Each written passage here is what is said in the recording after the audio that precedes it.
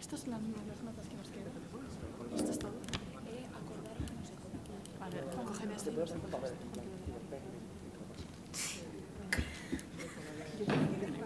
Así nos han puesto los posits y todo.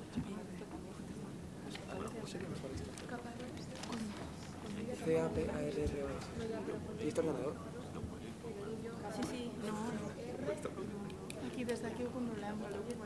Sí, sí. Sí, que agua.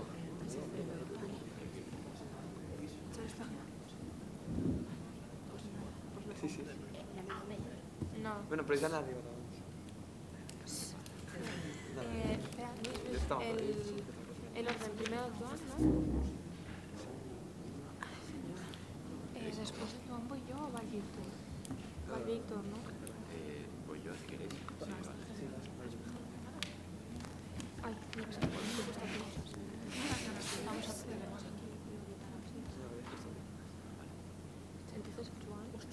¿Tienes que primero? No tenéis el más. Joder, sí, nada más. Y conclusión, la conclusión la hacía La Lidia. Lidia. Tercera. No, la otra. Pues me acuerdo. Arriba. Es arriba. Vale, dáselo a Luis para que lo firme. ¿Sí? ¿Hay que ponerlo? No sé, ¿se lo puedes dar a Luis para que lo firme? Sí.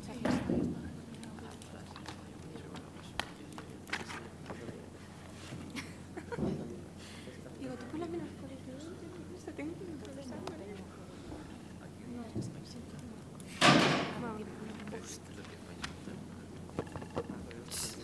Ni se te ocurra que tiene que hacer esto.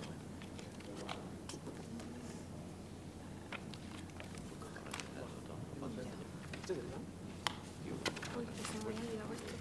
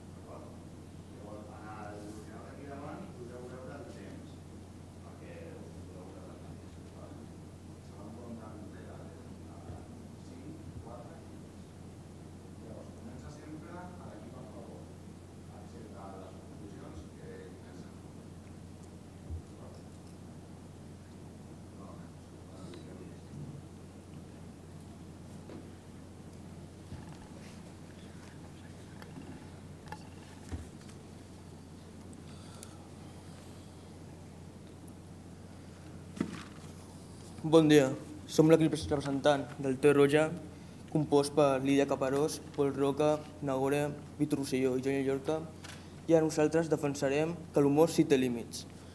L'humor, com diu Friedrich Nietzsche en el seu llibre Humà massa humà, l'humor és el millor antídot per suportar la veritat, però hem de confondre la realitat amb la ficció. Llavors, en aquest moment, podríem dir, què és la realitat? La realitat és tot allò que és veritat i es contraria amb tot que és imaginari. Per altra banda, podríem dir també què és la ficció. La ficció és tot allò que no és real i que hi ha en els mons històries imaginàries, sobretot en la literatura i en les arts escèniques i audiovisuals. Tenint aquests dos termes definits, volia que us fiqueu en aquest rol. Vosaltres, ara vull que us imagineu que sou a un... Com se sent? Ara vull...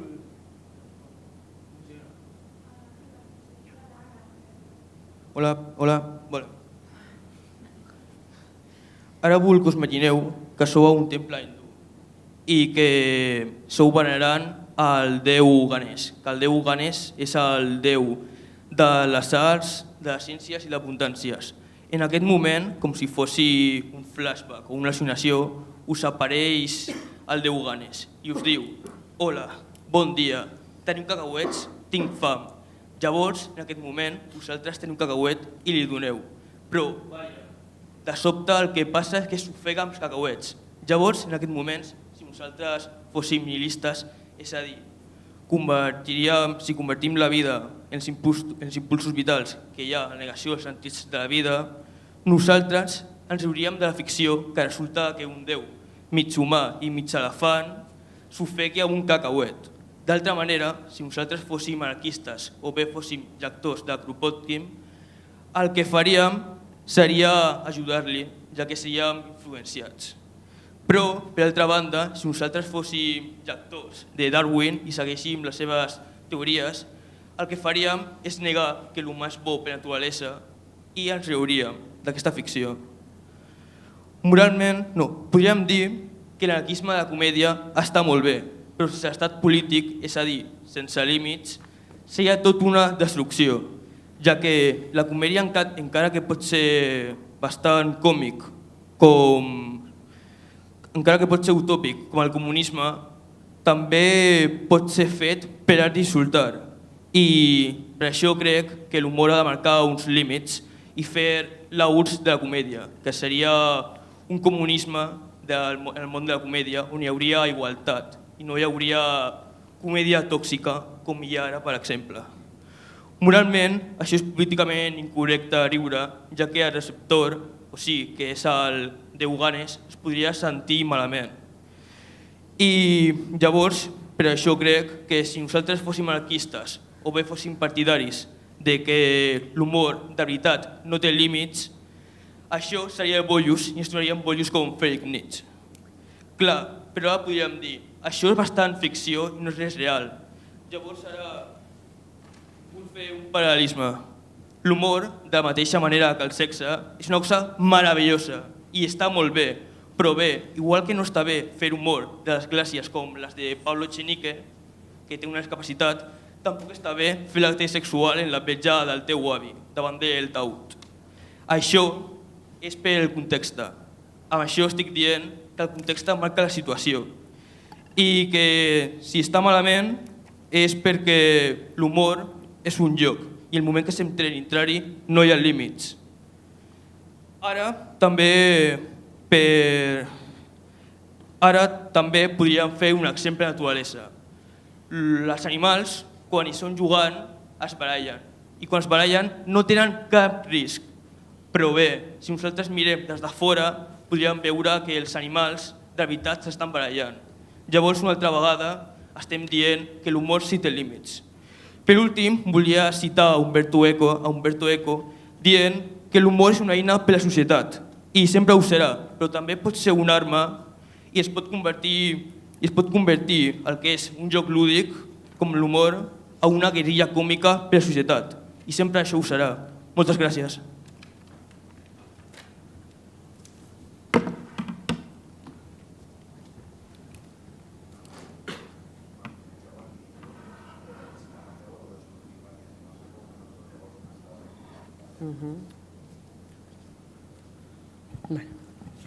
Bon dia, primer de tot m'agradaria presentar-nos.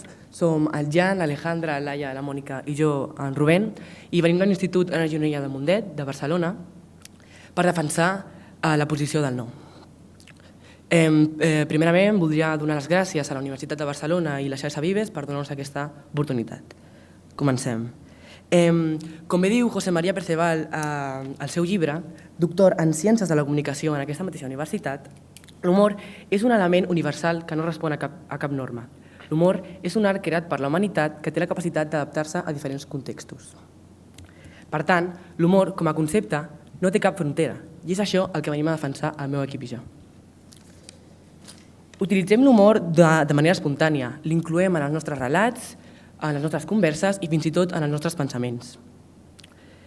La nostra vida està totalment envoltada d'humor i, de fet, sense aquest no hauríem aconseguit una societat tan formada com la que hem aconseguit. Perquè aquest és essencial en el desenvolupament de la civilització i un punt clau en l'evolució de la comunitat. Gràcies a l'humor estem en el punt on estem ara.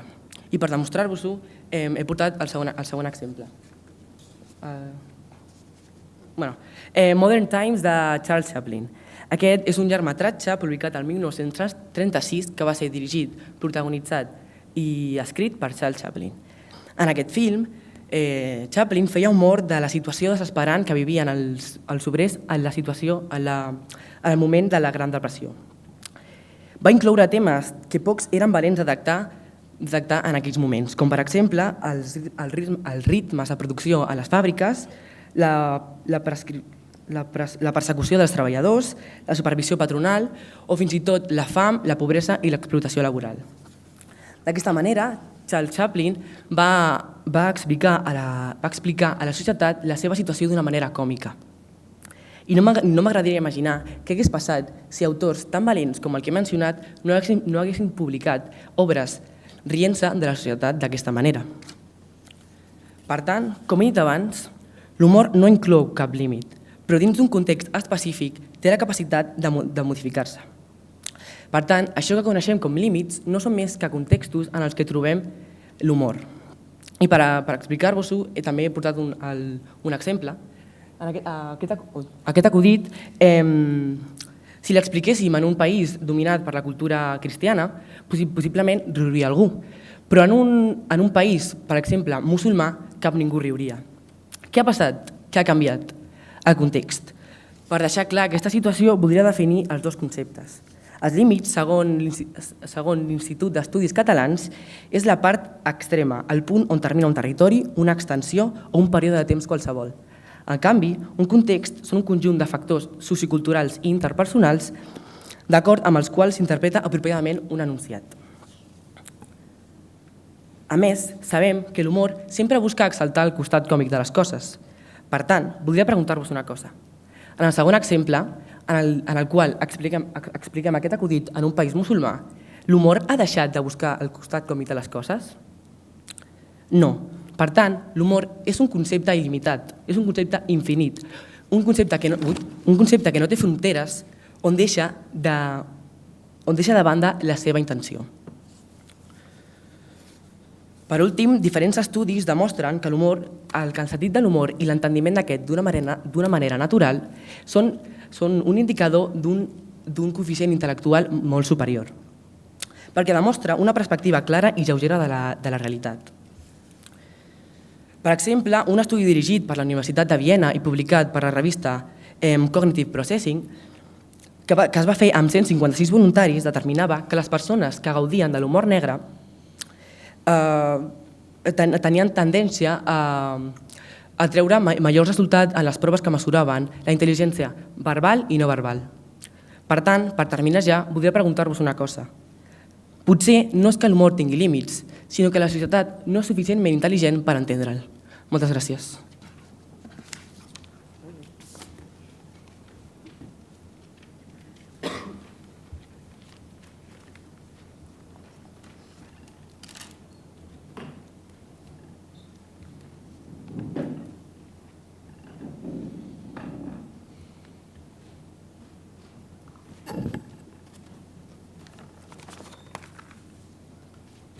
Hola, bon dia.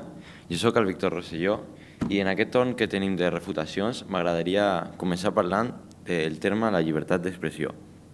Doncs la llibertat d'expressió és un dret constitucional i això ningú pot negar. El que sí és cert és que aquesta llibertat d'expressió no és il·limitada. El seu límit apareix quan es vulneren els drets d'altres persones. Moltes paraules, acudits i altres formes d'humor poden ser considerades un atemptat contra el dret d'honor i d'integritat dels altres. L'humor pot ser etiquetat com incitació a l'odi, apologia de la violència, injúries, calúmnies i altres delictes de caràcter legal. En aquest moment, la llibertat d'expressió deixa de ser un dret i passa a ser un delicte que ens portarà als tribunals. Tenim exemples, com per exemple el raper José Miquel Arenas, conegut com Valtònic, que ha sigut condemnat a 3 anys i mig de presó per injúries a la corona i per comentaris de suport a ETA. Un altre raper, Pablo Hasél, ha sigut condemnat a 2 anys i mig de presó per el contingut de les seves cançons i per comentaris que va fer a la red social Twitter. Molt bé. Dit això, la llibertat d'expressió s'utilitza per compartir idees i pensaments, per saber l'opinió dels altres i per compartir-la, i mai s'utilitza per faltar al respecte. En aquest moment, aquesta llibertat d'expressió, aquest dret constitucional, es transforma en un atac i un delicte. El mateix passa amb l'humor. Un dels límits molt marcat de l'humor és el context de la situació. Per què? Per a tu pot ser un simple acudit, per a un altre pot ser un atac personal. Potser no faràs mai un acudit antisemita davant d'un grup de jueus. Normalment s'ofenderan i s'enfadaran amb tu. I parlant de col·lectius, anem a parlar dels col·lectius suprimits. No és ningú secret que les dones estan en una posició social inferior als homes des de sempre, sempre ho han estat. Doncs bé, posem que estàs a casa amb un amic teu i fas un acudit masclista. A lo millor això es queda allà, en un acudit masclista, els dos rieu i no passa res. Què passa si fas aquest mateix acudit en una manifestació contra la violència de gènere? Jo crec que aquest acudit pot fer mal als altres, pot fer mal a aquestes dones i normalment jo crec que s'enfadaran. Ara tu pensaràs, què ha passat? Per què s'han enfadat? Era només un acudit.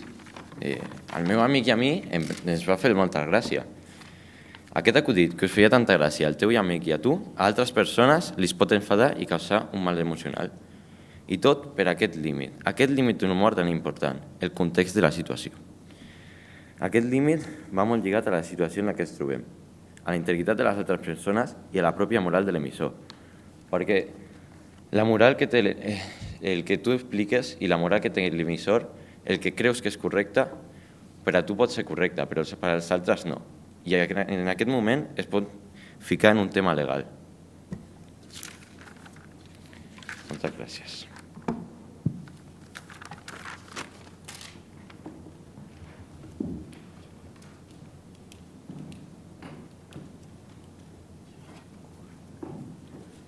Bones. Ara anem a parlar de l'humor. L'humor és un gènere literari, com sigui la ficció o la fantasia. I per tant, en aquests temes no es poden posar límits. Perquè a la fantasia, a la ciència-ficció no es posa límits i perquè a l'humor es creu que s'ha de posar límits. És una cosa molt controversial. Però primerament hem de definir què és l'humor.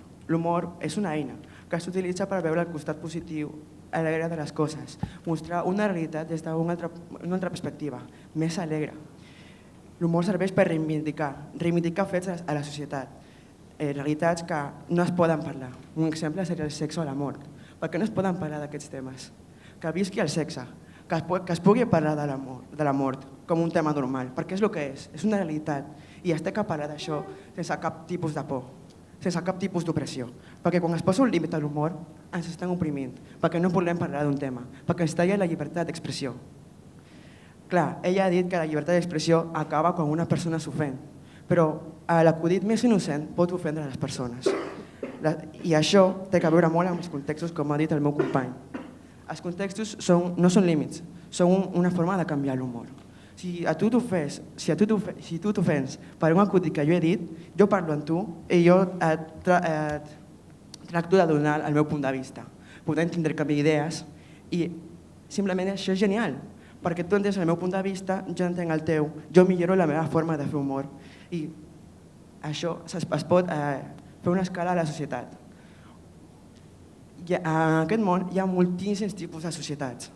I si cadascuna posa els seus límits, sempre hauran guerres. Però en canvi, si cadascuna es planta ella mateixa, es desconstrueix i diu doncs ara vull aprendre sobre aquesta societat, doncs prosseguim un avanç en aquesta. És a dir, per exemple, en els països estatunidencs, dels Estats Units i els països europeus. Cadascú té la seva pròpia cultura, però ambas s'entenen. Per què? Perquè són països desenvolupats, són països que pensen, que tenen persones al poder i que volen avançar i volen canviar els seus estils polítics. Un exemple són els malentesos a l'hora de fer humor, que això ocorreix sempre. Jo puc dir un acudit sense una mala intenció, però una persona es pot ofendre perquè ho ha entès malament. I això és el que he dit abans, es pot parlar i es pot arribar a fer una amistat i tot. Després, la societat és la que ens condiciona aquests límits, és el que ens posa límits imaginaris. Imaginaris, per tant, no existeixen. També hem de una altra cosa en la que vull incidir és que l'humor és una cosa molt humana, és una cosa molt natural, que nosaltres ho creem i per tant sempre es pot millorar, perquè és una cosa molt sana. I quan es fa humor d'un tema que no es pot fer humor, és a dir, per exemple, una violació, quan una dona ha superat aquesta violació, pot fer humor sobre això, perquè ja la ferida ha sanat i això és una cosa molt, molt, molt meravellosa. Després, us vull posar l'exemple d'una persona en cadira de rodes. Té dues opcions, afrontar la vida amargada, sense cap tipus d'ànima i ofegar-se, o pot prendre això en humor, pot reir-se de la seva situació. I això és dolent? Això és potser ser un límit? No, perquè els límits són, com he dit abans, imaginaris i tot depèn del context. I el context no és un límit, sinó és una cosa que és diferent. Soy Giancarlo Jara i moltes gràcies.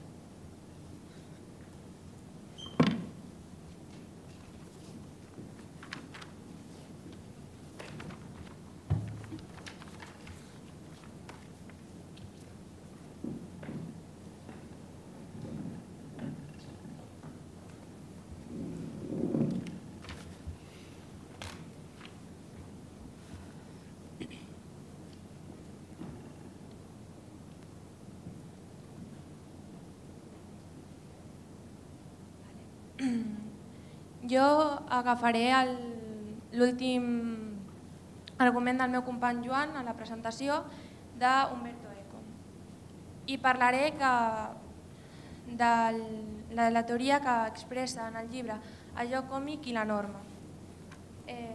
Aquí es diu que l'humor és el límit entre la ficció i la realitat. Aquest límit és variable, igual que i es pot comparar amb l'horitzó. Tu quan mires l'horitzó a la platja veus el cel, que podria ser interpretat com la ficció, i el mar, que podria ser la realitat. Dintre de l'humor també hi ha diferents límits, que es podrien dividir en 3 tipus de registres diferents, que serien, per exemple, el registre estètic, que ve marcat per la societat. La societat també és variable, canvia els seus punts de vista i com tenim que veure les coses o no. I el que és acceptable o no es pot acceptar. Per exemple, el monòleg de Martes y Trece, que es deia Mi marido me pega. En aquest monòleg es presentava un home vestit de dona on deia que el seu marit l'havia pagat. Això en aquell moment va fer molta gràcia, però ara sincerament crec que molt poca gent riuria d'això. Després estaria el registre ètic, que està condicionat per cada persona i individu. Això és un registre molt personal i estaria condicionat per les persones que fan i escolten aquest acudit o monòleg. I, per exemple, podríem posar la portada de la revista Mongòlia, on posen que un camió jihadista és el personatge de l'any. Aquesta portada va sortir després dels atemptats a Nizza i a Berlín. Això pot considerar que et fa gràcia o no. ja depèn de la persona.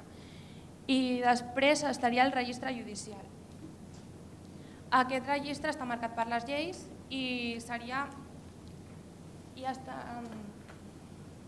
Però és un registre invariable, cosa que no es pot posar a l'humor perquè és una cosa, com ja he dit abans, molt variable i que depèn de les persones i de la societat. Llavors, si només estigués limitat per un registre judicial, finalment les revistes acabarien sortint en blanc per no ofendre a ningú. I llegir, jo què sé, comprar-te una revista d'humor que només tingui pàgines en blanc no tindria molta gràcia ni vindria a compte. I també voldria comentar que ell ha dit que els límits són una cosa imaginària que no es veu. Però els límits sabem que existeixen i això es pot comparar amb la teoria de Descartes, que deia que el subjectum és una cosa que sí existeix i la que les té davant, i l'objectum, que seria una cosa que sabem que existeix però que no la veiem. Els límits sabem que estan perquè les persones viuen amb aquests límits i llavors no podem dir que no existeixen perquè és una cosa que sabem que està, encara que no la podem ni veure ni tocar.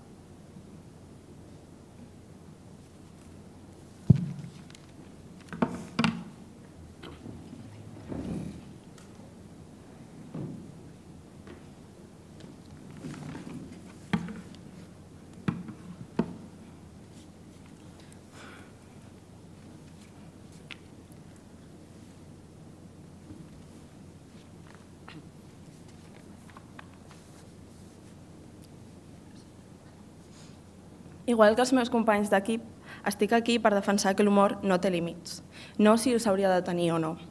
Per defensar la meva posició, ens traslladarem tots a la nostra infància. Comencem a riure a partir dels 2 mesos de vida i a comprendre l'humor, la ironia, el sarcasme i tots aquests aspectes de l'humor a partir dels 10 o 12 anys. I quan comencem a desenvolupar aquesta gran part de la nostra vida i comencem a posar límits, l'únic que fem és tallar-li les ales.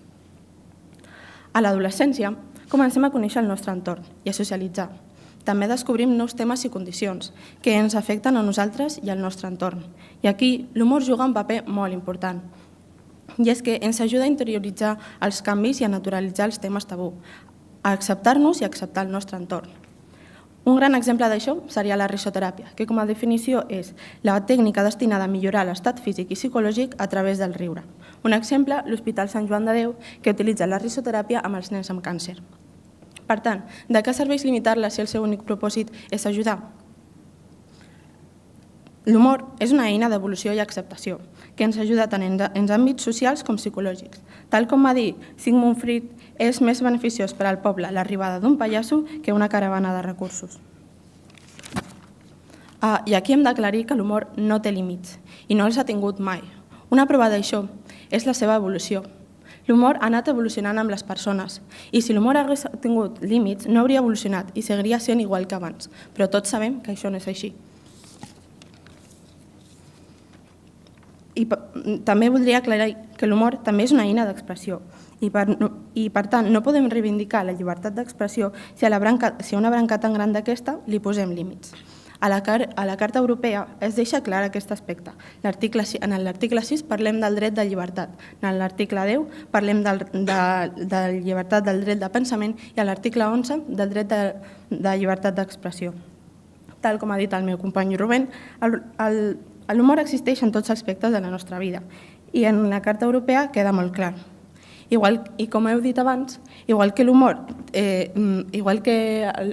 i la llibertat d'expressió té el seu propi dret, també els té els altres i hem de tenir en compte el respecte.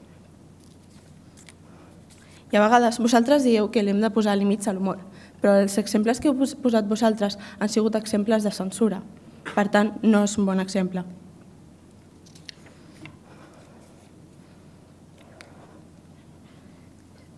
I, a més, hem de tenir en compte els contextos socials en els que estem parlant.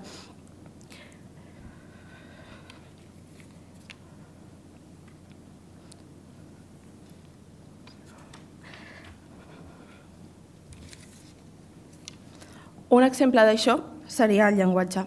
Tots sabem que no necessitem el llenguatge per fer humor. Un exemple, com el que ha dit el meu company, és Charles Chaplin. No va necessitar les paraules per fer-ho, un límit que trenquem.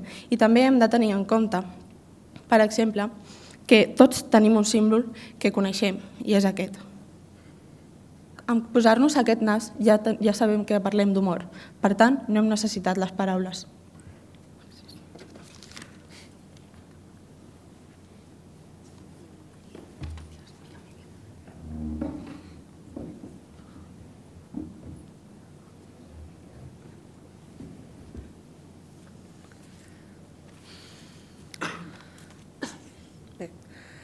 Bon dia. Primer de tot voldria tornar a agrair que hagin donat aquesta oportunitat d'estar aquí. Començant amb les conclusions, m'agradaria recordar alguns dels arguments que ha donat el meu equip defensant que l'humor no té límits. En primer lloc, voldria dir que l'humor, com ha dit el meu company, és una eina que utilitzem per exaltar el costat còmic i reivindicar certs temes socials com el fet de riure. Aquest humor beneficia a l'ésser humà i forma part de la seva vida. Segons Robert McGrath, psicòleg de la Universitat Wisconsin-Madison dels Estats Units, riure és beneficiós per la salut, ja que, per una banda, l'humor redueix les hormones d'estrès. A més, una rialla augmenta el ritme cardíac, estimula el sistema immunològic, potencia l'estat d'alerta, exercita els músculs i augmenta el nivell d'endorfines.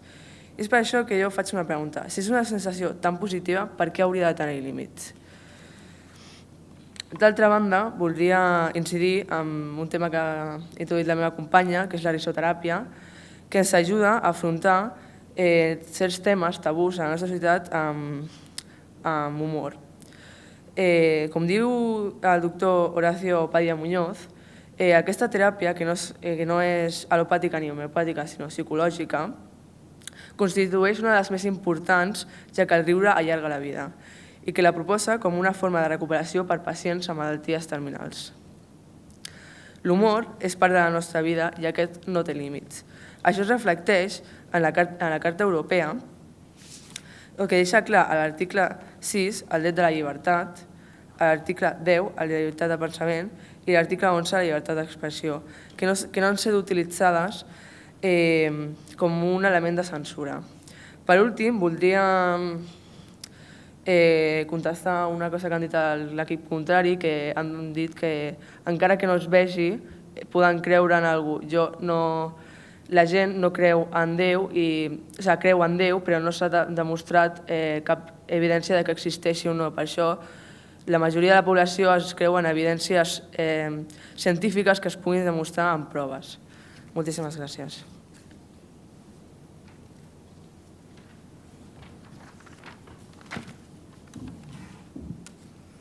Bon dia. Primer de tot, m'agradaria fer una conclusió, un petit resum de tot el que hem dit, tant l'equip a favor com l'equip en contra. El primer de tot, de l'equip de l'humor no té límits, ha dit a la seva introducció que l'humor és el punt clau en l'evolució de la humanitat i que l'humor no té fronteres. El nostre grup, que defensem la posició de l'humor té límits, el meu company Joan ha dit que la importància, ha fet referència a la importància dels límits a nivell polític, com pot ser el marxisme o l'anarquisme. A la primera refutació, el nostre equip, el meu company Víctor, ha fet referència a la llibertat d'expressió i al respecte a la religió, i dintre de la llibertat d'expressió, els delictes que pot portar no tenir respecte a aquesta llibertat d'expressió i la importància del context on s'està expressant l'humor o on estem fent aquest humor. També va posar un exemple, el meu company Víctor, sobre un raper que es diu Valtònic, que està a la presó acusat d'un delicte d'odi, suport a ETA i crítica a la corona. I que ell, a la seva defensa, va dir o va utilitzar que el programa Sálvame contínuament parlaven de la corona i feien una crítica i no els passava res. L'altre grup ha dit a la primera refutació la definició d'humor i aquests límits imaginaris que té l'humor, però m'agradaria destacar que si o sigui, l'humor ha de tenir límits perquè, l'humor i qualsevol cosa, perquè si jo estic pintant un quadre, el meu límit és el mar del quadre que tinc, o com podria ser en el mar, podria ser l'horitzó i el cel. O sigui, jo, si estic pintant un quadre, no puc passar-me del límit del mar del quadre perquè pintaré la paret o qualsevol cosa. També la meva companya Nagore ha fet referència al senyor Umberto Eco i ha fet referència al límit entre la ficció i la realitat, i que és un límit necessari perquè si no les coses no tindrien cap sentit. L'equip que defensa que l'humor no té límits també després han comentat els aspectes de l'humor, la importància de l'humor, l'evolució d'aquest humor i els beneficis de l'humor. I doncs a nosaltres, primer de tot, ens agradaria donar les gràcies per l'oportunitat que tenim d'estar aquí i de participar, i també ens agradaria proposar que per pròxims debats es podria fer un debat sobre els límits de la llibertat d'expressió. Moltes gràcies.